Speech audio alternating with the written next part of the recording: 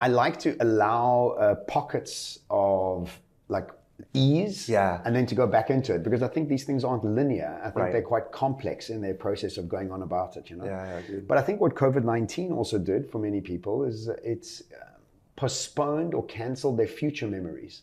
And what has happened is that people haven't really mourned the loss of their future dreams that they had. I love that. And I think that's also a very important thing to do, is not only mourn the loss of the past, but also maybe the loss of the future. Right. And so that's also important to keep an eye on. Well, it's the same, like when you go bankrupt, when you get divorced, you have to mourn a vision. Yes.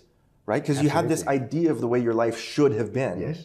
And if you hang on to the idea of what should have been, you'll be bitter. You'll be angry and resentful. And so you have to let go of that. You have to mourn that. And sometimes that is just as difficult as mourning a catastrophic loss, like the death of a family member. Absolutely. Because we hold on to these dreams so much. And we've all got dreams for our lives, right? Yes. But I love what you said about what you call it, future memories. Yes.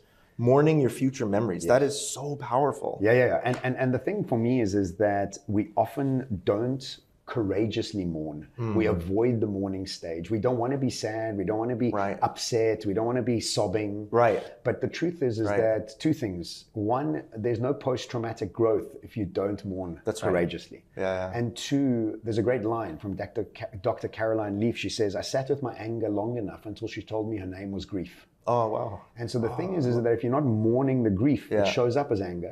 And if you're not mourning the grief, you're not able to move on to the next stage of healing.